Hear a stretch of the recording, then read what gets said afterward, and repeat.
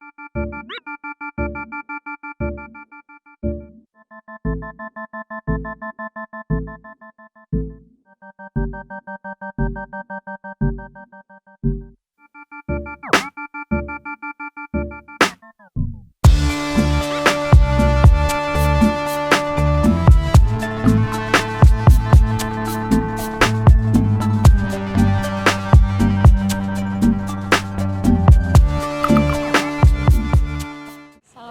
warahmatullahi wabarakatuh. Waalaikumsalam warahmatullahi wabarakatuh. Alhamdulillah masih bisa bersama generasi-generasi muda yang merangkai mimpi ya di Kopelma Darussalam gitu kan, meninggalkan kampung halaman untuk kuliah di sini. Para pengurus Ipel Masra ya, bersama saya ada Yudi, ada Mita, ada Raja, dan ada Sisi. Wah, itu ya.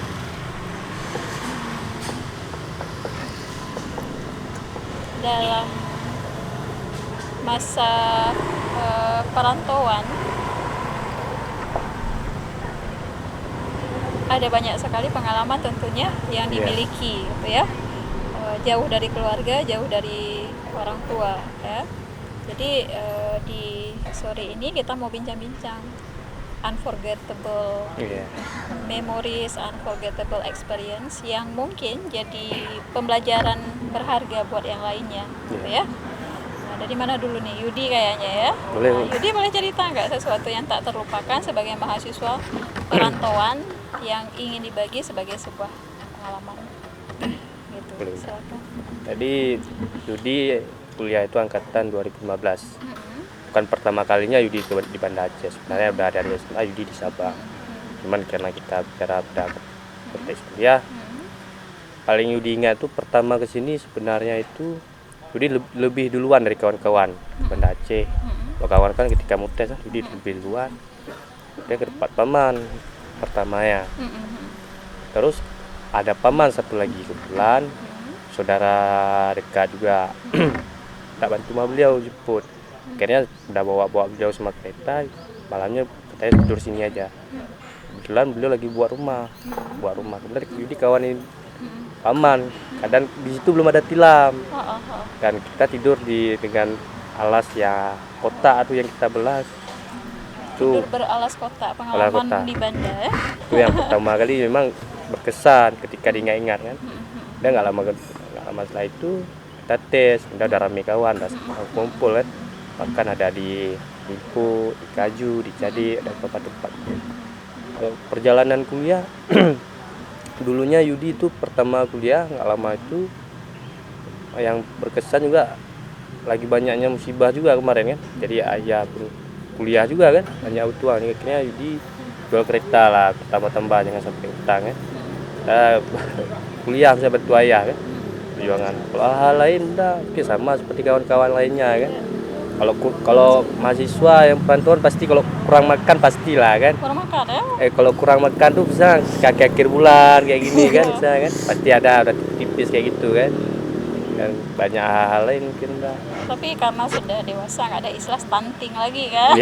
Stunting kalau masih anak-anak, kalau kurang makan, kurang bergizi. Tapi itu sebuah situasi yang sebenarnya banyak dihadapi oleh mahasiswa ya.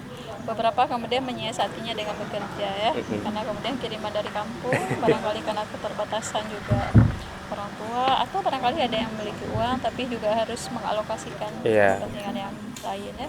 Jadi ternyata kondisi yang sulit ya, tidak memundurkan semangat ya, untuk tetap bertahan, tetap di Banda kan, kemudian pulang kampung, anak sanggup beli, enggak kan? Banyak hal-hal lain yang dilakukan kan, coba berbisnis di awal semester 1 ketika di Banda. Bagaimana menyeimbangkan waktu, karena satu sisi kan tugas-tugas kuliah juga sangat banyak, kemudian harus bekerja, gimana waktu itu? Kalau Yudi pribadi sebelum kuliah Yudi udah lihat semester yang paling mudah itu semester 1, semester 2, semester 3. Kenapa Yudi bilang mudah? Karena semester 1, semester 2 ini masih MKU dia, mata kuliah umum. Jadi nggak terlalu khusus atau terlalu dalam. Jadi ketika semester 4, semester 5 kan udah lebih fokus kita kepada materi-materi jurusan. Kayak Yudi bilang ini nggak terlalu berat, karena mata kuliah umum itu biasanya kan makalah. Dan kayak Yudi kan kalau soal makalah saya di Sabang tuh ketika kelas 1, kelas 2 tuh Yudi udah macam kuliah rasanya. kita udah terapkan sistem kayak kampus, makanya nggak shock lagi kita dengar hal-hal kayak itu. Jadi pulang kuliah habis belajar jadi berbisnis, kemudian jadi kita ada usaha bandeng, ikan bandeng dulu. Kita coba branding bandeng di Banda Aceh, namun ya kurang peminat bunda ya. Akhirnya sebelum lama demikian ya kita nggak jalan lagi dalam bandeng. Terakhir ketika pekan ikan nasional. Kan? Iya. Sudah ada sebuah inisiatif untuk kemudian mencari solusi. Iya. Mita, gimana nih Mita?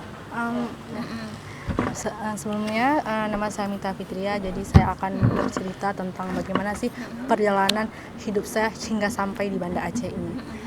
Kalau kita bilang dari pihak keluarga, kita memang keterbatasan ekonomi ya Bunda ya, tetapi itu tidak memundurkan semangat saya agar saya dapat sampai di mana tempat yang saya inginkan tersebut.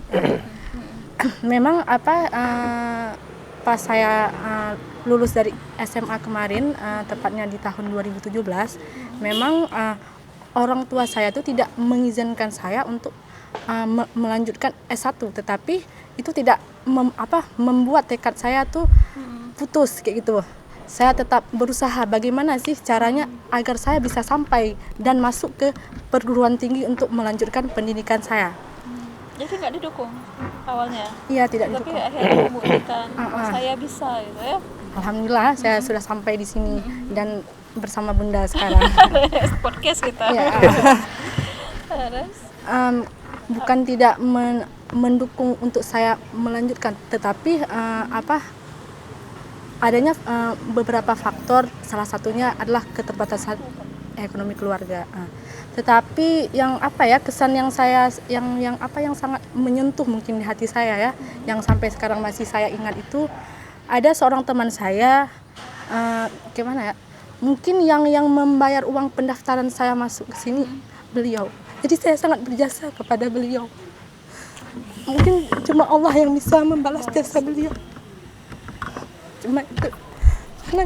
Karena kalau mungkin tidak ada beliau, mungkin saya tidak akan sampai di Banda Aceh ini, Bunda. Mungkin nanti kalau misalnya saya sudah jaya atau sudah pasti saya sangat mengingat jasa beliau. Karena di saat orang lain tidak tahu apa-apa tentang permasalahan yang saya alami, tetapi beliau dengan ikhlasnya membantu saya. Cuman yang bisa saya ucapkan hanya ucapan terima kasih mungkin ya. Dan doa saya untuk beliau, semoga di setiap langkah beliau selalu sukses, panjang umur dan dimudahkan segala urusan. Jadi dalam hidup ini kadang-kadang ada yang membantu kita ya. Mudah-mudahan beliau mendengar ucapan terima kasih yang sangat tulus dari Mita pada hari ini ya. Insyaallah. Kemudian Raja nih. Raja gimana Raja? Mungkin sedikit cerita tentang bagaimana pengalaman perjalanan kuliah di Banda. Jadi sebetulnya Bunda, saya di Banda ini sudah sejak 2013. Sebelum kuliah? Sebelum kuliah. Berarti bersekolah di sini? Saya SMA pesantren di Aceh Besar, di daerah Lamatu. Ya. Jadi 3 tahun di sana, kemudian melanjutkan kuliah 4 tahun. Jadi sudah Tapi sebetulnya saya... Tapi bukan reman Banda kan? Sebetulnya saya pertama-tama tuh siap lulus SMA, nggak berkeinginan untuk kuliah. Karena emang padahal sudah di Banda. Iya, karena basicnya emang lebih ke pesantren dulu awal-awalnya.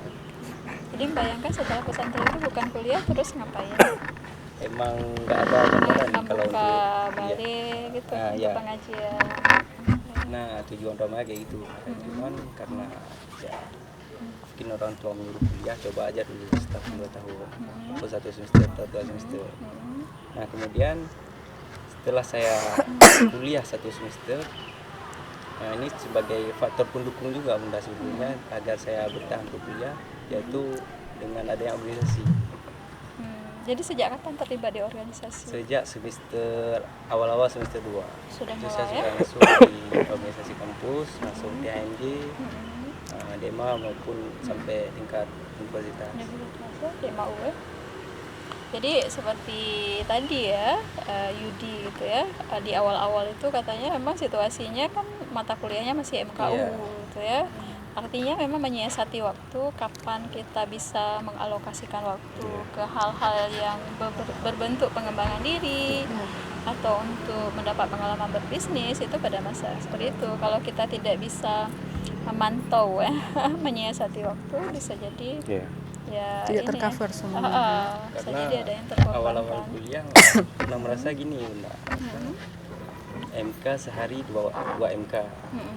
Itu mungkin jam 8 sampai jam 10 itu udah habis. Itu pulang tidur, bangun besok kuliah lagi. Gitu. Jadi nggak ada kesibukan lain. Jadi kuliah ini merasa bosan. Nah ini sesuatu yang menarik sebenarnya ya, bahwa sebenarnya pendidikan dan belajar itu bukan hanya di ruang kelas, bukan hanya dalam ruang 4 itu 4 segi itu, tetapi banyak hal yang bisa kita pelajari di luar sana ya. Mungkin Sisi punya pengalaman yang ingin dibagi? Saya sedikit cerita. Saya sebelumnya juga pernah di Banda Aceh ini dari tahun 2014 karena masuk pesantren di Syafruddin. Sejak itu saya pindah ke Jakarta ikut orang tua saya kan. Dulu saya ingin kuliah di sini, cuman harus nganggur setahun. Saya sedih tuh harus pindah ke rumah nenek, minta biayain kuliah kan.